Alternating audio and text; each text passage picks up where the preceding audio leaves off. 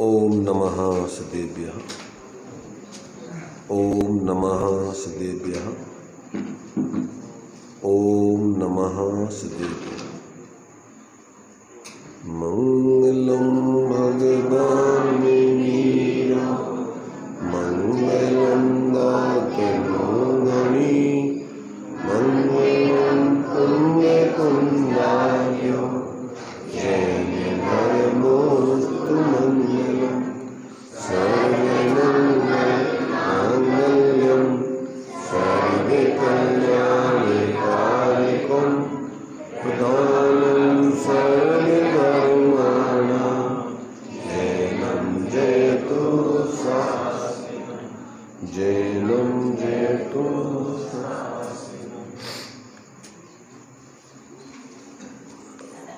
ठंडक सी हो रही है।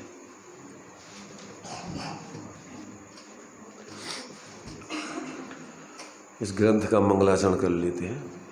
जीवम जीवं दर्भं जीवरमसे जीवनीतं देवेन्द्रवन्दं वन्देकं सर्वदा।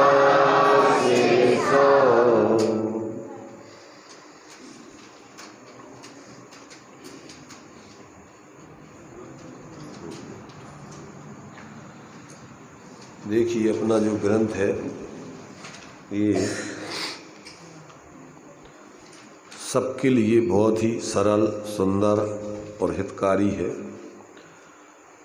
छोटे छोटे बच्चे भी इसको समझ सकते हैं, सुन सकते हैं, याद कर सकते हैं और अपने जीवन में इसको धारण करके सच्चे अर्थों में धर्मात्मा बन करके सुखी हो सकते हैं।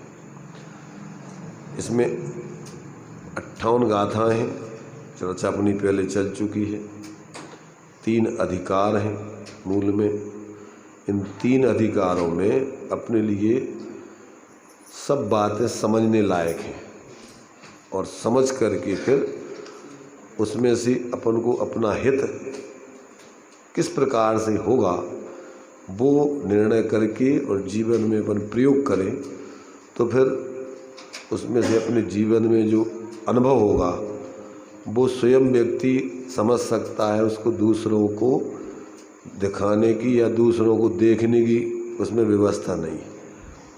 वो जो जीवन में शांति सुख आता है, जैसे कोई व्यक्ति बीमार हो और स्वस्थ हो जाए तो बाहर में भी दिखता है, उसका स्वास्थ्य लाभ हो जाने पर बाहर में भी निमित्त नैमित्तिक संबंध से उसकी प्रतिक्रिया समझ में आती है।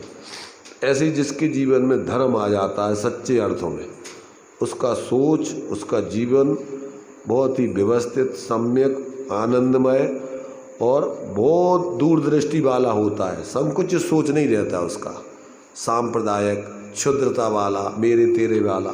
उसका सोच तो बहुत विराट होता है, क्योंकि जिसको भगवान बनना है तो भगवान तो क्या है, सर्वोत्कृष्ट इस विश्व के वास्तव में जीव हैं वो।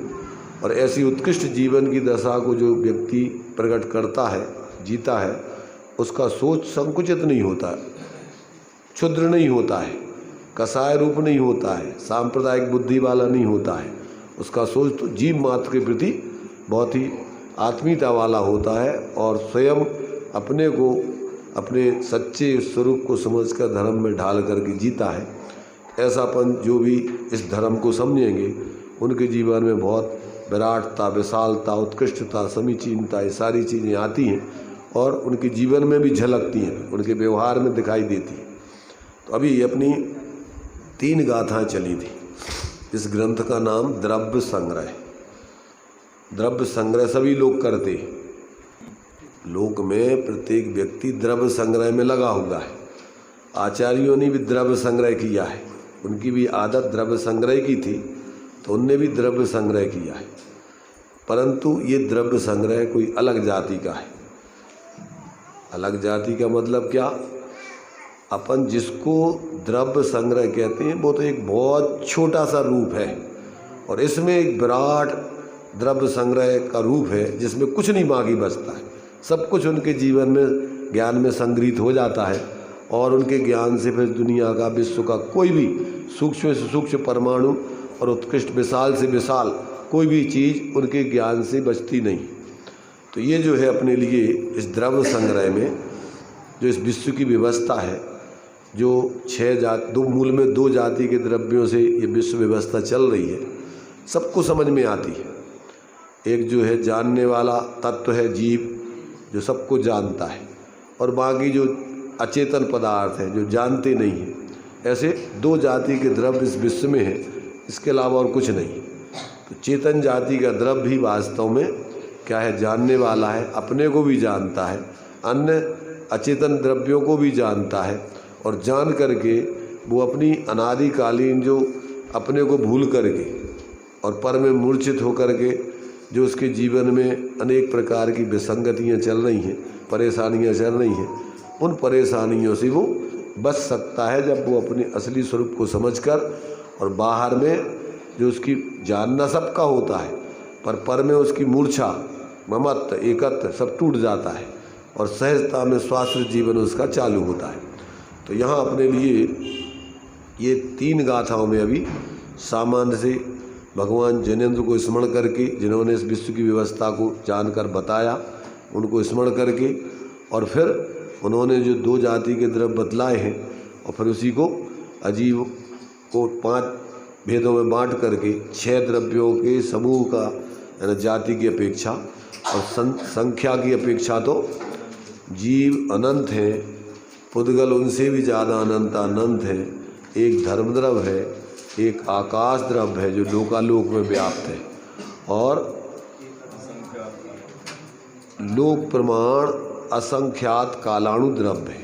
तो जीव अनंत, पुद्गल उससे भी ज़्यादा अनंत, एक धर्म, एक अधर्म, एक आकाश, और काल द्रव्य असंख्यात लोक प्रमाण, ऐसे रत्नों की राशि के समान इस विश्व के, यानी इस लोक के एक एक प्रदेश पर एक एक रत्नों की राशि के समान विद्यमान है।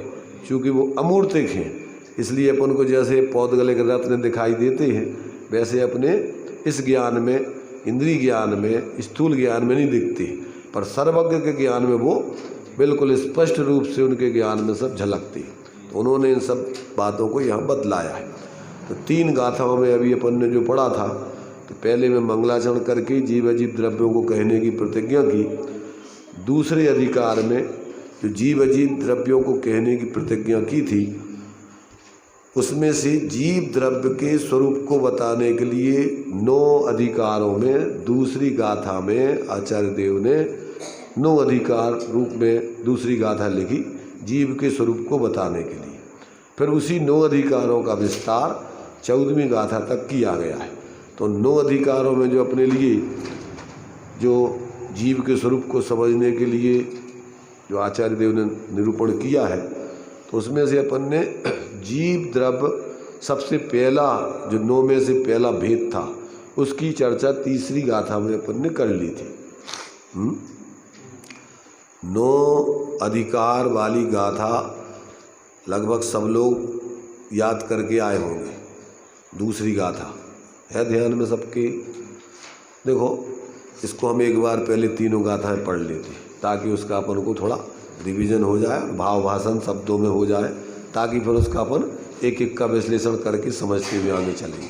तो सबसे पहले अपन मंगलाचरण की गाथा अपन ने पढ़ ली थी। दूसरी गाथा सब लोग हम बोलेंगे, आप लोग भी उसको एक बार दोहराएंगे। जीवो ओग ओगमो,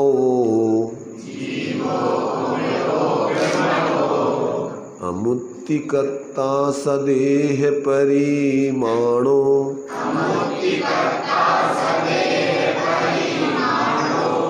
भोक्ता संसारत्थो, सिद्धो सो विश्व सोढ़ गई, तिक्काले चदुपाणा, इंद्रिय बल माऊ आण पाणोया,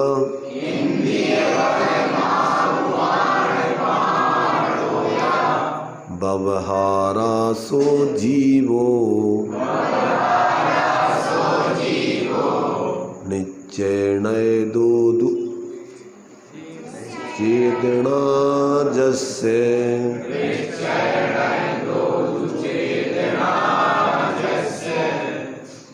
ये 3 गाथाएं अपन ने पढ़ ली थी। दूसरी गाथा में जो 9 अपने लिए अधिकार कहो या 9 अपने लिए जीव को समझने के लिए उसके विभाग कहो, उन 9 विभागों के नाम जीवो, उपभोगमो, अमुत्ति, कत्ता, सदेह परिमाणो, भोक्ता, संसारत्थो, सिद्धो और विश्व सोट ढगई। कभी जीवो तो कैसा जीता है वो जीव? तीनों कालों में, पहले भी जीता था, आज भी जी रहा है, भविष्य में भी जीता रहेगा। कहाँ? संसार दशा में व्यवहार से। कैसे जीता था, जी रहा है, जिएगा? इंद्रिय बल, आयु और श्वासोच्छ्वास, इन 4 सामान्य से 4 प्राण और विशेष से इंद्रियां 5 होती हैं, क्रम से बढ़ती हुई। 1 इंद्री होगा तो 1 इंद्री, 2 इंद्री होगा तो 2 इंद्री, 3 इंद्री होगा तो 3। जो लोक में अपन देखते हैं, पेड़ पौधे 5 प्रकार के 1 इंद्री जीव बतलाए हैं। पृथ्वी काय, जल काय, अग्नि काय, वायु काय, वनस्पति। ये सब 1 इंद्री, उनके स्पर्शन इंद्री मात्र है। उस स्पर्शन इंद्री से ही उनका ज्ञान होता है, उनको छू करके। अंदर में तो आत्मा चाहे 1 इंद्री हो, चाहे पंचेंद्री हो और चाहे अनिंद्री हो, चाहे संसारी में त्रस स्थावर हो और चाहे मुक्त में अनिंद्री सिद्ध भगवान हो, सबका मूल स्वरूप एक जैसा ही है।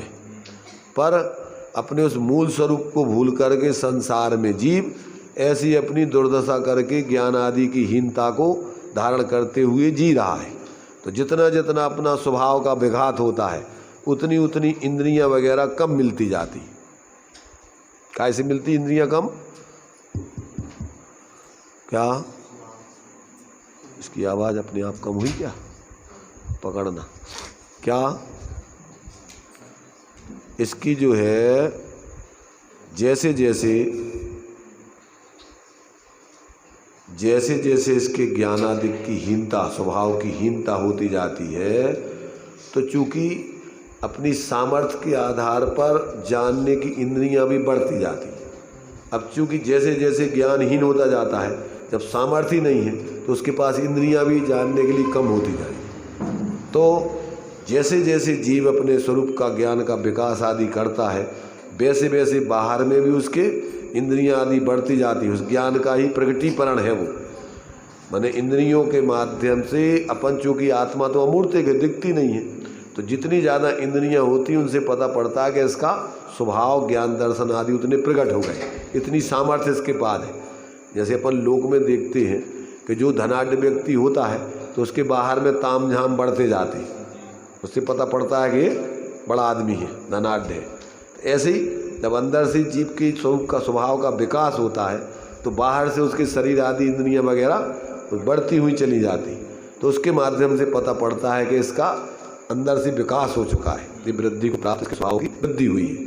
तो ये यहाँ अपन को जब तक ऐसे अंदर में अपने उस अमूर्तिक सत्ता वाले जीव को इन शरीर आदि इंद्रियों से पृथक जीव संवेदन नहीं करता, अनुभव नहीं करता, और अपनी सत्ता उन सब से पृथक अनुभव करके जब उसका अनुभव करता है तो उसमें तो कोई अलौकिक आनंद है। अभी जब अपन अपने स्वरूप को भूल कर और बाहर की इंद्रियों के विषय आदि में लगे रहते हैं, तो वो सब कसाय पूर्वक आकुलतामय प्रवृत्ति होती है।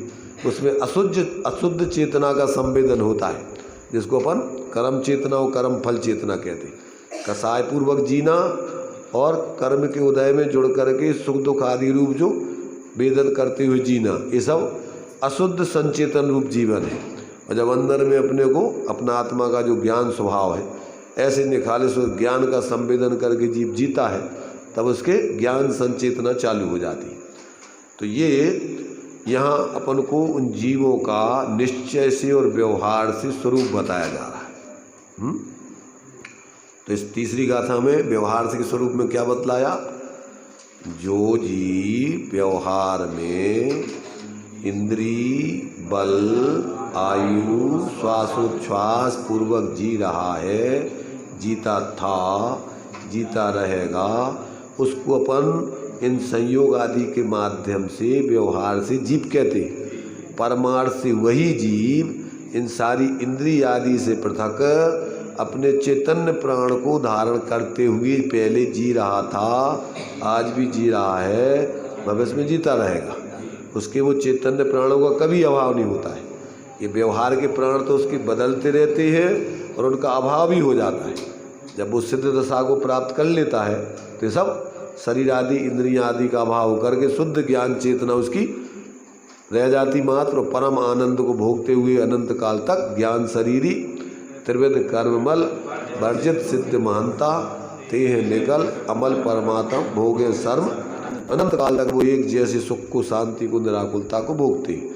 तो ये अपन को तीसरी गाथा में जीव का निश्चय और व्यवहार से जीवन का स्वरूप बताया, कैसे जीता है, कैसे जीता था, जिएगा। अब चौथी गाथा देखो, इस तीसरी गाथा में इन्होंने थोड़ा नए विभाग से आगे थोड़ा स्पष्टीकरण किया है, उसका भी थोड़ा अपन भाव ले लेते हैं। जिनके पास ग्रंथ हो उसको देखेंगे। इसमें देखिए इन्होंने जो स्पष्टीकरण दिया है, इन्होंने 9 दृष्टांत दे करके, एक तो जो लोग जीव को नहीं मानते हैं उस जीव को समझाने के लिए 9 दृष्टांत दे करके सिद्धि की है। काय की सिद्धि की है? जीव की सत्ता की। कौन से 9 दृष्टांत दिए? देखो इसमें हम उनके नाम बोल रहे हैं। वत्स, अक्षर, भव, स्वर्ग नरक, सादृश्य, स्वर्ग नरक, पितर, हंडी चूल्हा और मृतक, ये 9 दृष्टांत दे करके इन्होंने जीव की सत्ता को सिद्ध किया है। अब देखो इस 9 दृष्टांतों में क्या कैसे सिद्ध किया है, थोड़ा सा उसका अपन भाव भाषण करते हैं। 9 दृष्टांत सुन लिए सबने। सबसे पहला है वत्स। वत्स माने होता है बछड़ा। वत्स माने बेटा भी होता है, पर यहाँ वत्स माने गाय का बछड़ा। अब उसमें कैसी सिद्धि की इन्होंने जीव की? इसमें दिया इन्होंने कि जन्म लेते ही बछड़ा पूर्व जन्म के संस्कारों से बिना सिखाए ही अपने आप माता के स्तनपानों की तरफ दौड़ करके स्तनपान करने लगता है। पैदा हुआ बछड़ा और जैसे ही वो उस गाय ने उसको संभाल करके उसकी जो है जो जार वगैरह होता है उसको साफ कर कर आगे खड़ा किया मैंने, वो अपने आप ही हो जाता है। वो कहाँ जाता है? फिर वो स्तन ढूंढता है, वो अपने आप जो है वह ढूंढता है और जा करके जहाँ स्तन है वहाँ जाके वो स्तनपान करने लगता है। तो किसने सिखाया उसको? अभी तो पैदा ही हुआ ना उसको। किसने बताया कि तुम्हारे लिए यहाँ दूध मिलेगा, इससे तुम्हारा पेट भरेगा? ये पूर्व के संस्कारों से उसको इस प्रकार की माने पूर्व के संस्कारों से उसको दूध वगैरह पीने की ऐसी आदत, तो वो वहाँ जन्म लेते ही साथ वो वहाँ लग जाता है।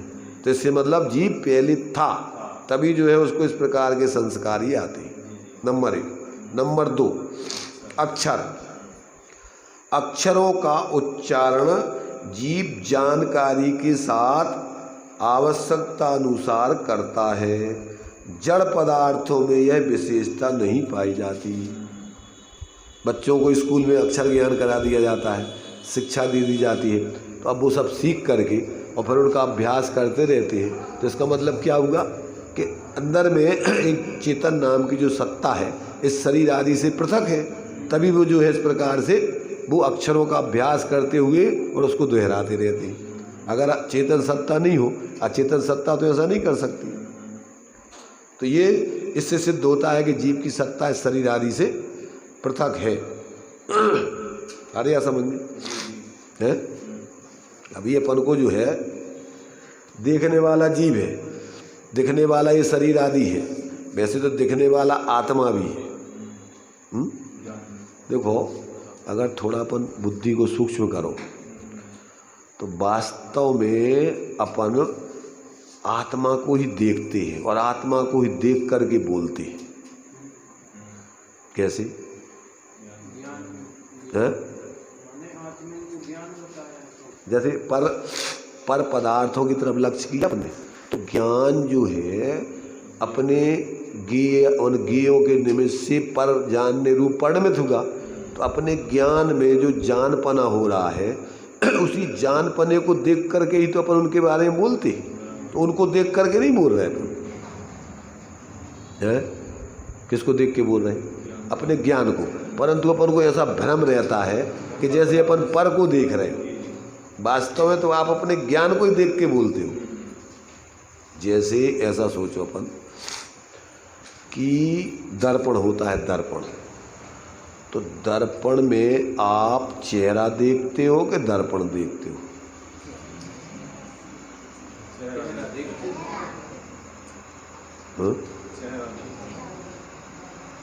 चेहरा तो इधर है, उधर दर्पण में कहाँ है चेहरा?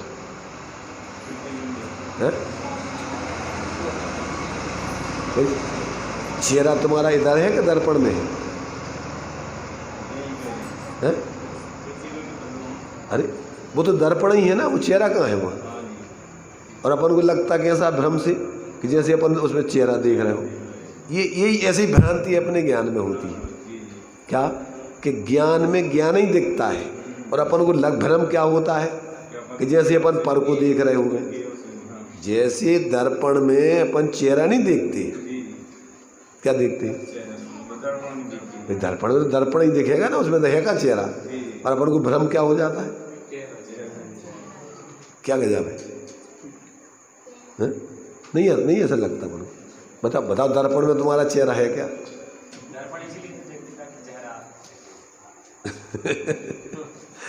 दर्पण इसलिए देखते कि चेहरा दिखे। अच्छा चलो, दर्पण तो अचेतन है, अचेतन तुम्हारा चेहरा कैसे दिखाएगा? वो कौन दिखाएगा चेहरा? चेहरा तो तुम्हारा ज्ञान ही दिखाएगा ना, और ज्ञान ही में दिखेगा। तुम्हारा चेहरा दर्पण में थोड़ी दिखेगा, दर्पण थोड़ी दिखाएगा। भाई ये तो उपचार की सब बातें हैं, व्यवहार की। परमार्थ से विचार करो तो अपन वास्तव में दूसरे को देखते ही नहीं है। ज्ञान में ज्ञान ही देखते हैं, ज्ञान में आत्मा ही देखते हैं। समय सार की 17वीं 18वीं गाथा की टीका में दिया है कि आवाल गोपाल सबको जानने में जानने वाला ही आ रहा है, अन्य चीज जानने में आती नहीं है, परंतु उसको भ्रांति हो जाती है। क्यों? कि अपने भाई एक वस्तु में दूसरी वस्तु आ ही नहीं सकती, पर चूंकि ज्ञान का स्वपर प्रकाशी स्वभाव है, स्वपर प्रकाशक शक्ति हमारी, याते वचन भेद ब्रह्म भारी, गे दशा दुविधा प्रकाशी, निज रूपा पर रूपा भासी। एक गे तो जो आपको बाहर दिख रहे हैं और एक गे जो आपके ज्ञान में दिख रहे हैं, दो गे हो गए। देखो अब उसको अब हम खुलासा करें, ध्यान से सब लोग सुनना। एक दर्पण तो अपन को दर्पण में दिख रहा है, एक चेहरा तो अपन को दर्पण में दिख रहा है, और एक चेहरा अपने शरीर में लगा हुआ है। कितने चेहरा हो गए भाई? दो चेहरा हो गए ना अभी तो। एक चेहरा अपन को दर्पण में दिख रहा है, एक चेहरा अपने शरीर में लगा हुआ, तो गे दो प्रकार के हो गए। तो दो प्रकार से ऐसे ज्ञान में, एक तो गे ज्ञान में दिखते हैं और एक गे बाहर में रहते हैं। तो वो जो ज्ञान में गे दिखते हैं वो तो ज्ञान ही है, जो दर्पण में चेहरा दिख रहा है वो तो दर्पण ही है, और जो अपने शरीर में चेहरा लगा हुआ है वो तुम्हारा वास्तव में चेहरा है। थोड़ा उपयोग को सूक्ष्म करो तो समझ में आएगा। इसको जैसे कैसे लगता है, जैसे पानी में लहर उठ रही है, वो नहीं आएगा। जैसे अपन निकाल रहे हैं, अपना उपयोग नहीं जाता तो बस तो अपन को नहीं दिखती, क्योंकि अपने उपयोग में ही है, ज्ञान में नहीं है। हम तो हम तो ये बता रहे हैं कि तुम्हारे उपयोग में ज्ञान में कोई वस्तु आती नहीं है परमार्थ से, समझ रहे ना? वो व्यवहार से, चूंकि ज्ञान में स्वपर प्रकाशक शक्ति है, तो ज्ञान एक तो वो गे अपने से भिन्न है, उसको पर जाने, और जो अपने ज्ञान में गे दिख रहा है उसको ज्ञान स्वरूप आत्मा ही जाने, तब ज्ञान सम्यक ज्ञान है।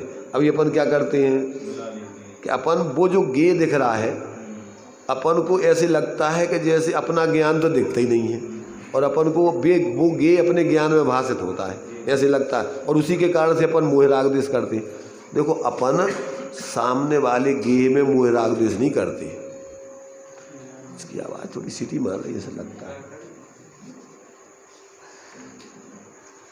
आ रहा समझ में? देखो ऐसा सोचो, तुम्हारी किसी व्यक्ति से शत्रुता हो गई, बुराई हो गई, अब वो व्यक्ति तो कहाँ है पता नहीं है। अब तुम अपने ज्ञान में उसका आकार बना करके वो उसको मिलेगा तो हम उसकी ऐसी ऐसी दशा करेंगे वो भी समझेगा। तो किससे कर रहे हो तुम राग द्वेष? उससे कर रहे हैं कि तुम अपने ज्ञान में बने गेयों से कर रहे हो? तो तुम अपने ही से कर रहे हैं ना, अभी तो तुम्हारा ही ज्ञान है, वो तुम ही हो। वो तो जैसे अब दृष्टांत दूसरा समझो, चिड़िया होती है, दर्पण के सामने खड़ी बैठती है वो, अब वो क्या करती है, उसको ऐसा लगता है कि सामने दूसरी चिड़िया आ गई और वो उसे लड़ती है, मारती है, चोंच मारती है, खूना खच्चर होके मर जाती चिड़िया है। तो किससे लड़ रही वो? अपने ही वो तो प्रतिबिंब है ना। तो ऐसे ही अपने ज्ञान में बने हुए ज्ञान के जो आकार गेयों के लक्ष्य से है, वो तो तुम ज्ञान ही हो। जैसे वो चिड़िया, अब उसको ये समझ में आ जाए कि दूसरी चिड़िया है ही नहीं, ये कौन ही, उसको ये समझ में आ जाए कि सामने दर्पण में दूसरी चिड़िया नहीं है, ये तो हमारा ही रूप है। ये तो ऐसे ही अपने ज्ञान में जो गे अपन पर लक्ष्य करके बनते हैं, वे तो तुम्हारा ज्ञान ही है और वो तो आत्मा ही है। तब तो तुम किससे लड़ोगे? नहीं आ रही है समझ में? देखो टेक्निक बता रही है तुम्हें, सुखी होने का उपाय क्या है? सुखी होने का उपाय, सुखी होने का उपाय है भेद विज्ञान, यथार्थ ज्ञान। यथार्थ ज्ञान क्या है? अपने ज्ञान में पर पदार्थ आते नहीं है, अपने ज्ञान में अपनी आत्मा ही व्याप्ति है, व्याप रही है, व्याप्ति रही है। क्यों? कि गुण पर्यायवत द्रव्यम, द्रव्य कहाँ रहता है? अपने गुण पर्यायों में रहता है। तो अपने ज्ञान की जितनी भी अवस्थाएं जानने रूप हो रही हैं, उनमें गे व्याप रहे हैं कि उसमें आत्मा द्रव्य व्याप रहा है। अपन को क्या दिखता है?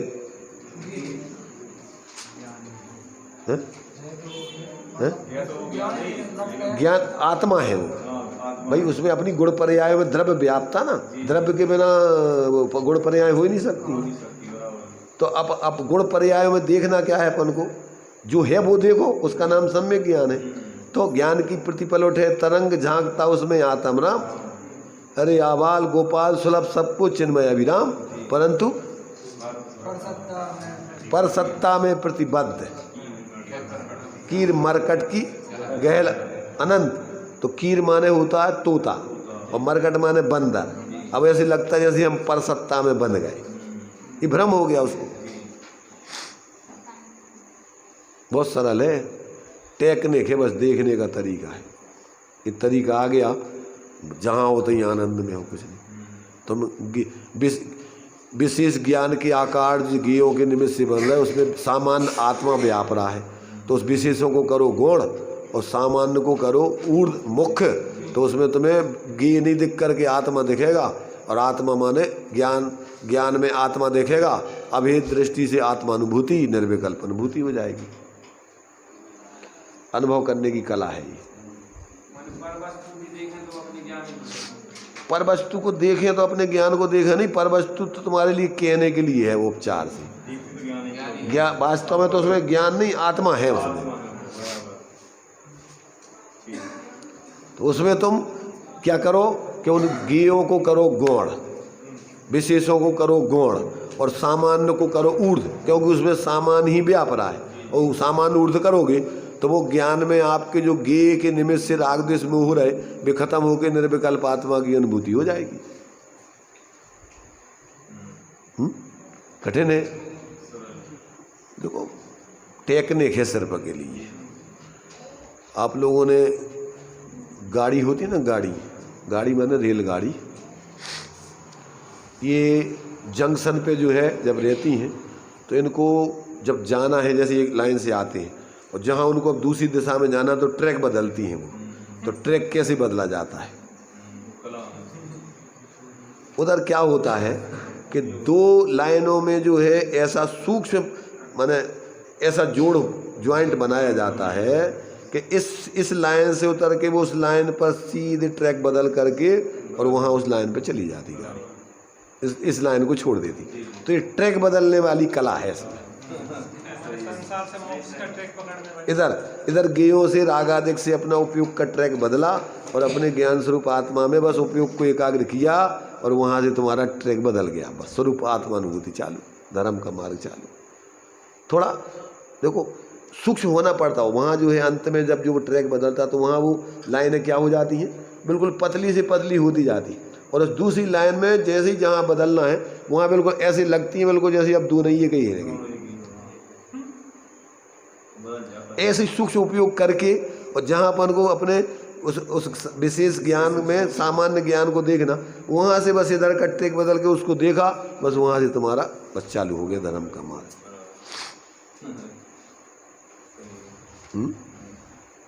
नहीं आ रहे समझे? क्या नाम है इनका? शास्त्री जी क्या नाम है कर रहे जो मयंक? आ रहा तुम्हें कुछ समझ में? अभी सुना नहीं होगा तुमने ये बात है अभी।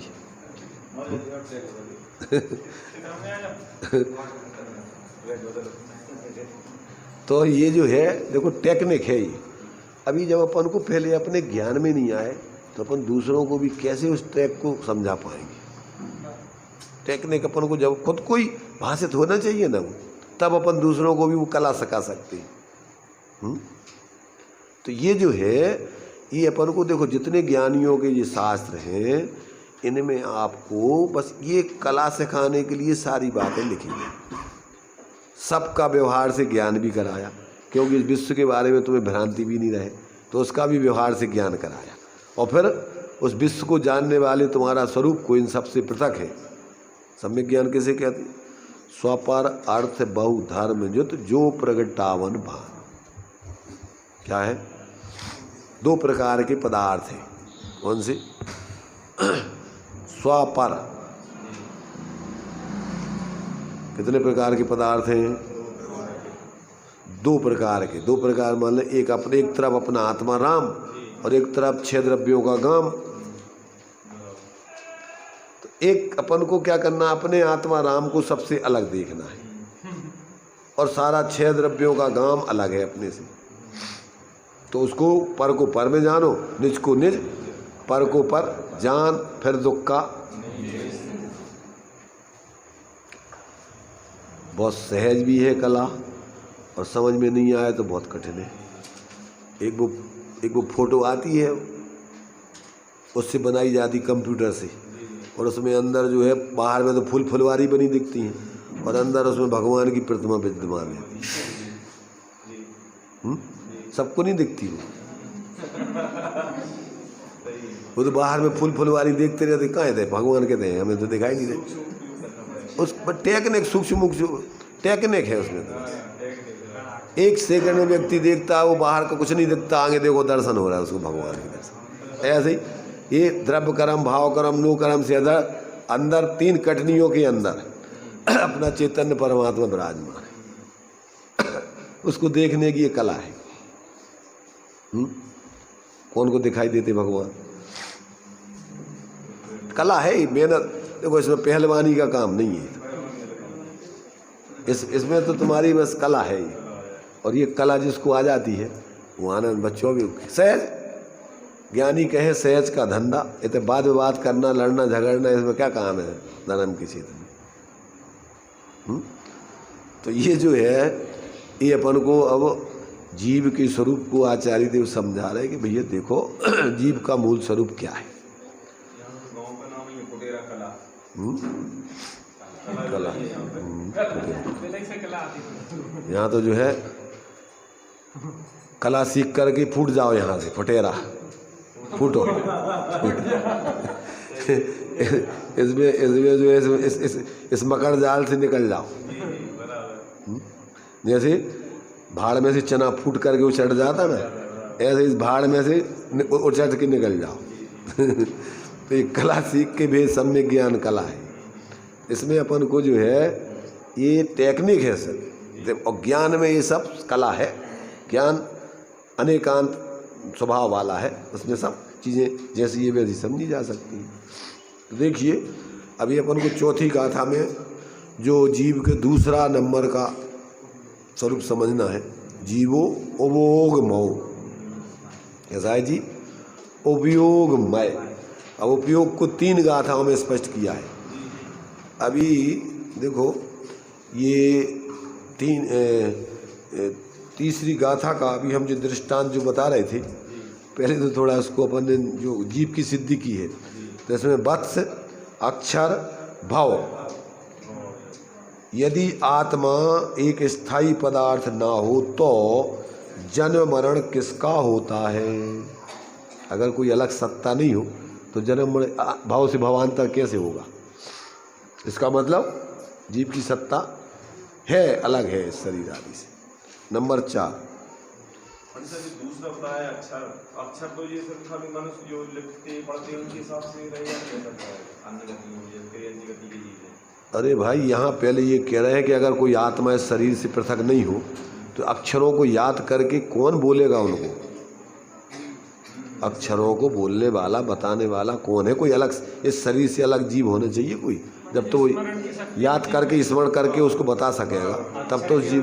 अक्षर के उदाहरण से जीव की सत्ता कैसे सिद्ध की? याद ये तो बता रहे ना, ये तो ये दे रहे ना इसमें कि अक्षरों का उच्चारण जीव जानकारी के साथ, जब उसको ज्ञान होगा अक्षरों का, तभी तो वो उसको याद करके और उसका उच्चारण करेगा। बाद में कैसे करेगा वो?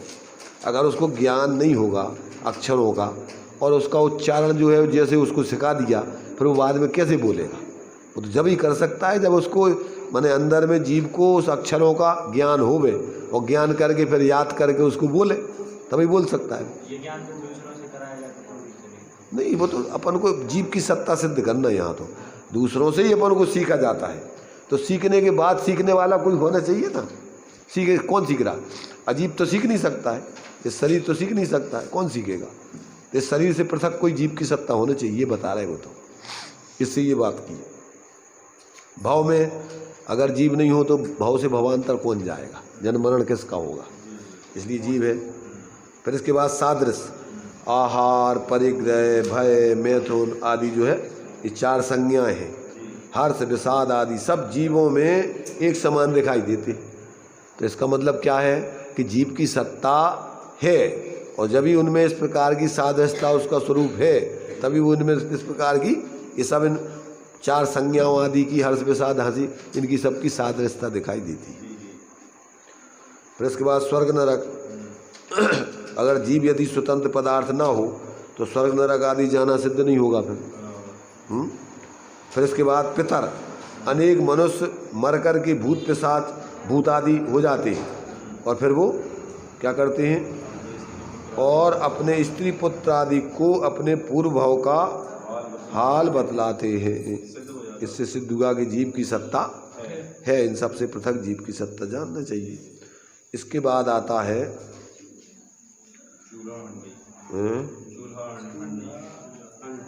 चूल्हा हंडी।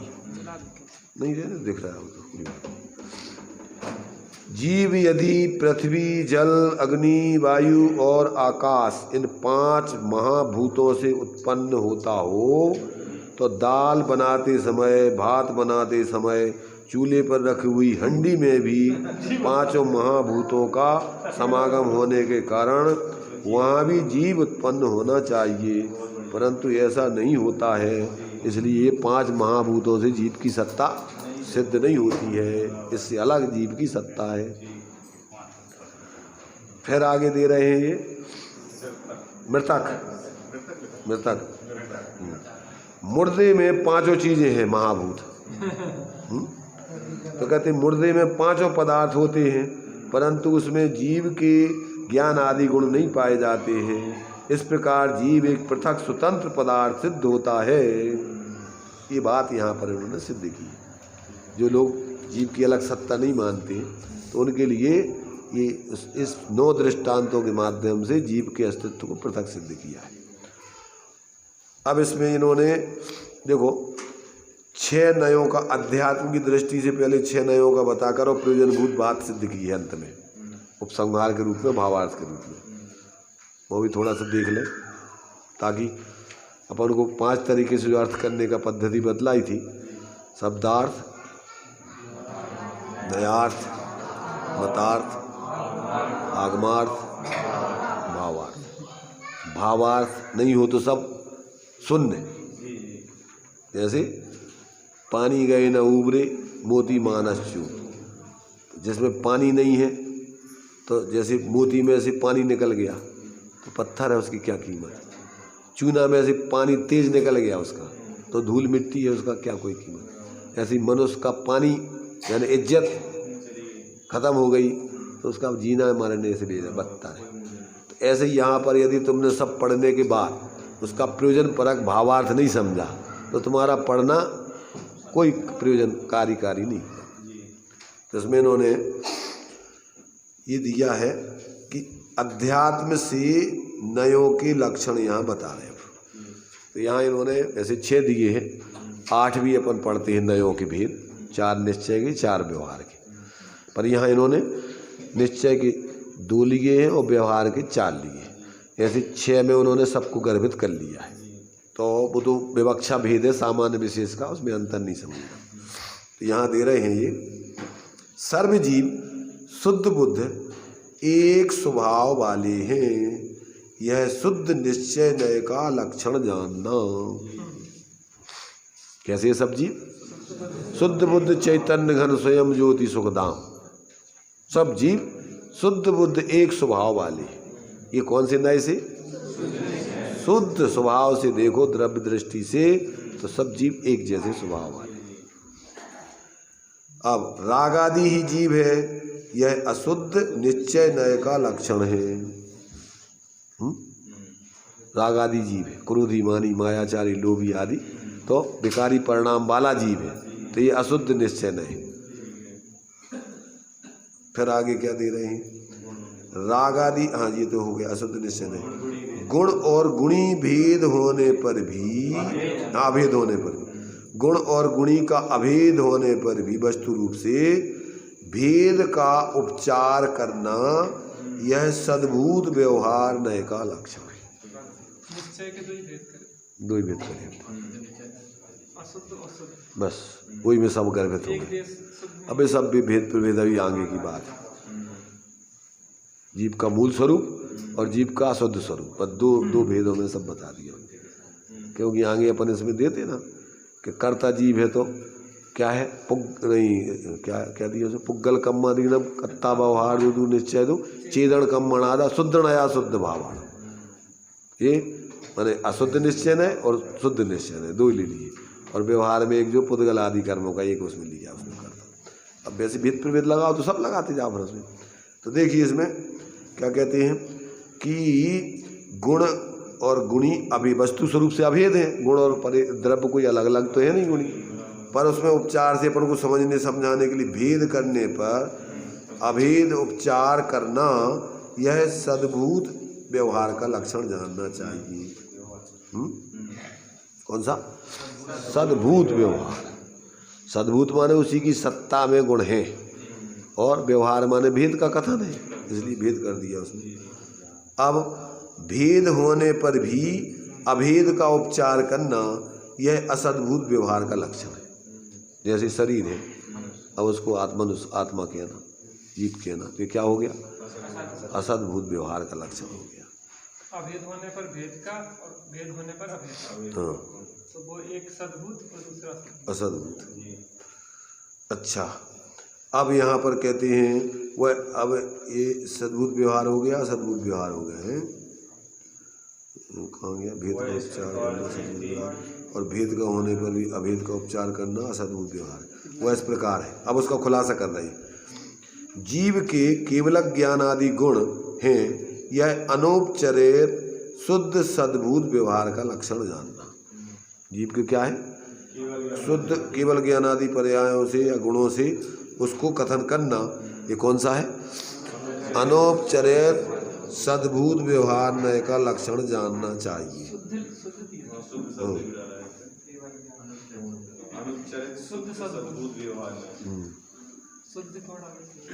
शुद्ध पर्याय गुण है उसके और क्या शुद्ध। जीव के मति ज्ञान आदि विभाव गुण हैं, यह उपचरित अशुद्ध सद्भूत व्यवहार नय का लक्षण है। ये अशुद्ध सद्भूत व्यवहार नय का विकारी परिणाम आत्मा के ही है। अब संश्लेष संबंध वाले पदार्थ शरीर आदि मेरे हैं, यह अनुपचरित असद्भूत व्यवहार नय का लक्षण है। एक क्षेत्रावगाही संबंध वाले परद्रव्यों को अपना कहना ये अनुपचरित कर्म आदि शरीर आदि। जहाँ एक लाइन छोड़ी पड़ी था क्या ये जीवों की मति ज्ञान आदि हो गए ना, बोल तो ठीक है। जहाँ संश्लेष संबंध नहीं है वहाँ पुत्र आदि मेरे हैं, यह उपचरित असद्भूत व्यवहार नय का लक्षण है। अपने से भिन्न व्यवहार में जिन्हें अपना कहते हैं उनको अपना कहना ये उपचरित असद्भूत व्यवहार नय। उपचरित माने इनका दूर का संबंध है अपना, अपने से अपने आत्मा के प्रदेशों से इनका भिन्न दूर है, पर अपना संबंध है उनसे। हमारा मकान परिवार कुटुंब ये सब क्या है, लोक में अगर ये नहीं बताएं तो लोक व्यवस्था तुम्हारी पशुओं जैसी हो जाए। इसलिए ये व्यवहार में जो संयोग तुम्हारे हैं उनको कहना उपचरित असद्भूत, आत्मा की सत्ता से भिन्न है, क्योंकि व्यवहार में उन्हें तुम्हारा माना जाएगा व्यवहार, इसलिए वो क्या है उपचरित असद्भूत व्यवहार नय का कथन है। इस प्रकार नय चक्र के मूलभूत 6 नए संक्षेप में जानना चाहिए। 4 व्यवहार और 2 निश्चय ऐसी कर दी। वैसे तो व्यवहार के बेसिकली ये निश्चय को 2 में ले लीजिए। अच्छा देखो, इसको अपन अगर जो 8 अपन पढ़ते हैं जो नए चक्र वगैरह में इन्होंने भारत जी जगह वगैरह ने लिखे हैं, तो 8 में क्या करते हैं, जो आत्मा के व्यवहार से जो सद्भूत हैं, उपचरित हो चाहे अनुपचरित हो, उनको निश्चय में अभेद करके जब बोलते हैं तो उनके लिए जो विकारी परिणाम आदि हैं उनको अशुद्ध निश्चय में ले लेते हैं, और जो एक देश शुद्ध पर्याय हैं उनको काय में ले लेते हैं, उनको एक देश शुद्ध निश्चय में लेते हैं, और जो शुद्ध पर्याय हैं वे शुद्ध निश्चय नय में ले लेते हैं, और आत्मा का जो द्रव्य स्वभाव है अभेद स्वरूप है उसको परम शुद्ध निश्चय साक्षात तो शुद्ध पर्याय लेते हैं।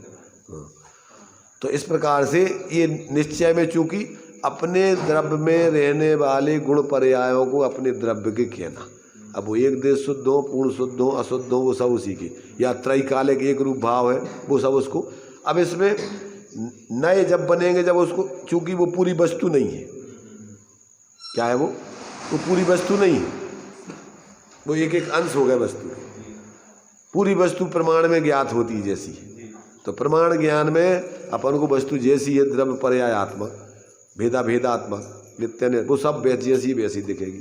तो इस सम्यक ज्ञान में नए माने वस्तु के एक एक अंश आदि को देखना, बताने वाला ज्ञान, जानने वाला ज्ञान या कहने वाला वचन, ये सब नए के अंतर्गत आता है। और प्रमाण में तो एक साथ जो कुछ भी है वो सब दिखता है, सामान विशेष भेद अभेद नित्य अन्य सब जैसा दिखता है। तो ये जो है अपन को बराबर समझना चाहिए। अब इस प्रकार से इसमें अपन को प्रयोजन साधने के लिए तो जो परम शुद्ध निश्चय नय का विषय है वो अपन को ऊर्ध्व करके और उसी में अपनापन करके उसी में लीन होना, ये प्रयोजन परक है इसमें। तो इस प्रकार से ये अपन को तीसरी गाथा का सारांश दे दिया। अब 3 गाथा तक आगे क्रम से ज्ञान और दर्शन इन 2 उपयोगों का कथन किया जाएगा। वहाँ पहली गाथा में मुख्य रूप से दर्शन उपयोग की व्याख्या है, जहाँ अमुक विषय का मुख्यता से कथन वर्णन करने के लिए कहा हो, वहाँ गौण रूप से अन्य विषय का भी यथासंभव कथन आ जाता है। इस प्रकार जानना चाहिए। तो आगे जो है अब ये 3 गाथाओं तक जो अपने लिए जीवो उपभोगमो, दूसरे नंबर का 9 अधिकारों में जो है जीव को समझने के लिए भेद है, उसके 3 गाथाओं तक उसका खुलासा करेंगे ज्ञान दर्शन उपयोग का। तो अभी जो है अपन चौथी गाथा सिर्फ पढ़ते हैं, अभी जो है अपना टाइम चौथी गाथा पढ़ लेते हैं ताकि अपने ज्ञान में रहे। 3 गाथाएं अपन ने पढ़ ली, और ये चौथी गाथा अपन बोलेंगे, पहले हम बोलेंगे, आप लोग उसको दोहराएंगे। सब लोग ध्यान से देखें। ओ गो दुवी अपो दंसणाणम च दंसणम चदुधा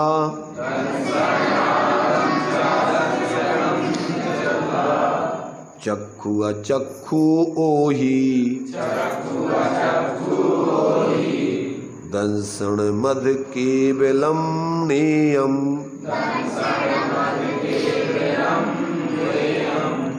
एक बार फिर बोलेंगे सब लोग, हम बोलेंगे आपके साथ में बोलेंगे। ओबो ओगो दुर्यप्पो दंसन नाणम च दंसनम चदुधा चक्षु अचक्षु ओहि दंसन मद केवलम नेयम। ये हो गया। उसका लाइन गाथा के आधार पर सामान्य अर्थ भी बता देते। उब ओगो दुबी अप्पो, उपयोग दो विकल्प माने भेद वाला है। उपयोगो दुबी अप्पो का क्या अर्थ होगा? उपयोग दो भेद वाला है। विकल्प यानी भेद। कौन कौन सी? दंसन नाणम, दर्शन और ज्ञान उपयोग, दो प्रकार का उपयोग है, ज्ञान उपयोग और दर्शन उपयोग। और क्या कह रहे हैं? दंसनम चदुधा, और दर्शन उपयोग के चार भेद जानना चाहिए, चार प्रकार। चदुधा माने प्रकार। कौन कौन से चार प्रकार? चक्षु दर्शन, अचक्षु दर्शन, ओहि माने अवधि दर्शन, और दंसन केवलम ज्ञेयम, और केवल दर्शन जानना चाहिए। गाथा से ही अपन को उसका भाव पूरा समझ में आ जाना चाहिए। क्या हो गया? उपयोग दो प्रकार का, एक दर्शन उपयोग, ज्ञान उपयोग। दर्शन उपयोग के चार भेद हैं, चक्षु दर्शन, अचक्षु दर्शन, अवधि दर्शन और केवल दर्शन। चक्षु अचक्षु ओहि से अवधि और केवल का पीछे दिया है जी, बीच के शब्द से कहने के लिए दर्शन अथ माने और, दर्शन के केवल दर्शन, नियम माने जानना चाहिए। अच्छा, दर्शन इस प्रकार से ये अपन को उपयोग के दो भेद करके दर्शन के चार भेद बता दिए। अब आगे ज्ञान के भेद बताएंगे और फिर ज्ञान दर्शन के सामान्य से स्वरूप जीव का लक्षण बताकर और तीसरी गाथा पूर्ण करेंगे। तो अपन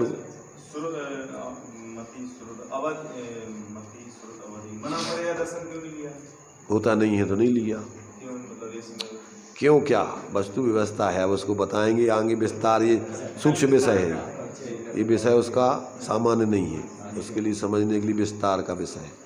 तो ये जो है अपन को इस प्रकार से चार गाथाएं अपन ने सामान्य रूप से पढ़ ली, और ये अपन को वास्तव में इस ग्रंथ में सारा का सारा विषय बहुत ही प्रयोजनभूत है। इसको बड़ी अगर शांति से अपन पूरा समझ लें तो समझ लो जनागम का पूरा संक्षेप में सार और अपना आत्म कल्याण का भी इसमें पूरा प्रयोजन सिद्ध करके और अपन को समझाया गया है। तो ये अपन लोग थोड़ा जो कुछ भी काम कर रहे हैं उस काम को करते हुए भी इसको ऊर्ध्व करके अपने जीवन में चिंतन मनन करते रहे तो क्या है, उधर काम करते हुए भी तुम्हारी धर्म साधना चल रही है।